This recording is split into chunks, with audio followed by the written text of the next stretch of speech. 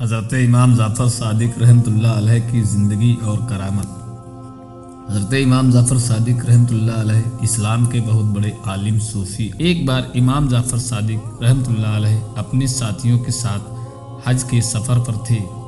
راستے میں وہ ایک جگہ ٹھہرے جہاں سوکھے ہوئے کھجور کے پیڑ تھے۔ آپ نے دھیرے سے کچھ پڑھا، پھر ان سوکھے پیڑوں سے کہا، اللہ پاک نے تم میں جو ہمارے لیے رزق پیدا کیا ہے اس میں سے ہمیں بھی دو۔ جیسے ہی آپ نے یہ کہا، ان سوکھے کھجور کے پیڑوں سے تازے اور میٹھی کھجور جھک کر گرنے لگی۔ آپ نے فرمایا، بسم اللہ پڑھ کر کھاؤ۔ نمبر 2، 50 بار حج کرنے والے شخص کی موت۔ ایک آدمی امام جعفر صادق رحمۃ اللہ علیہ کے پاس آیا اور دعا کی درخواست کی، اللہ مجھے اتنا مال دے کہ میں بہت سارے حج کر سکوں۔ آپ نے اس کے لیے دعا کی اور کہا، اللہ پاک اسے بہت زیادہ مال عطا فرمائے تاکہ یہ اپنی زندگی میں 50 حج کر سکے۔ اللہ نے اسے اتنا مال دیا کہ اس نے 50 حج پورے کیے۔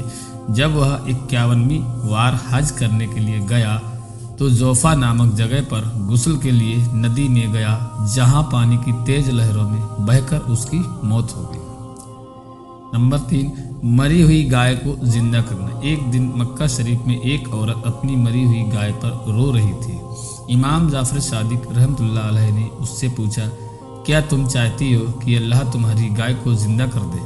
عورت نے دکھی ہو کر کہا، ایسا مذاق مت کرو، میں پہلے ہی بہت پریشان ہوں۔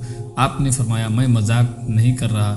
پھر آپ نے دعا کی، گائے کے سر اور پیروں کو پکڑ کر ہلایا اور ترنت زندہ ہو کر کھڑی ہو گئی۔ نمبر 4، مکھی کا راج۔ خلیفہ منصور کے دربار میں مکھیاں بار بار خلیفہ کے چہرے پر بیٹھ رہی تھیں۔ خلیفہ نے غصے میں پوچھا، اے ابو عبداللہ، اللہ نے مکھی کو کیوں پیدا کیا؟ آپ نے جواب دیا، تاکہ ظالموں اور مغرور لوگوں کو ذلیل کیا جائے۔ نمبر 5، ایک چادر کا گم ہونا اور اس کا واپس آنا۔ ایک شخص نے مکہ شریف میں ایک چادر خریدی اور فیصلہ کیا کہ وہ اسے اپنی موت کے بعد کفن کے روپ میں استعمال کرے گا، مگر چادر گم ہو گئی۔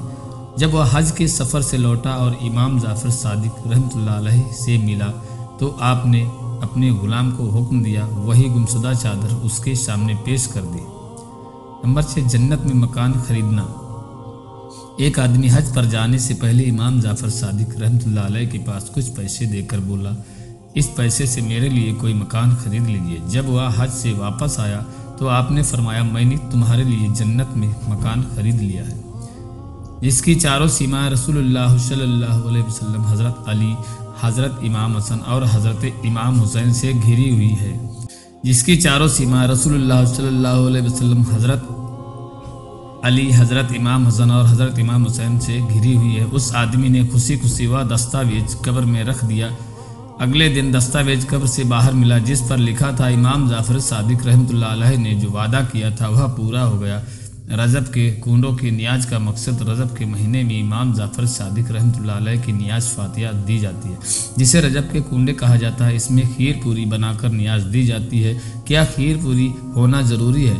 نہیں، نیاز کے لیے کھیر پوری ضروری نہیں ہے، کوئی بھی حلال چیز پکا کر فاتحہ دلائی جا سکتی ہے۔ کیا مٹی کے برتن میں ہی نیاز ہو سکتی ہے؟ نہیں، آپ کسی بھی برتن میں نیاز دلا سکتے ہیں۔ کیا بنا غسل کے نیاز کھا سکتے ہیں؟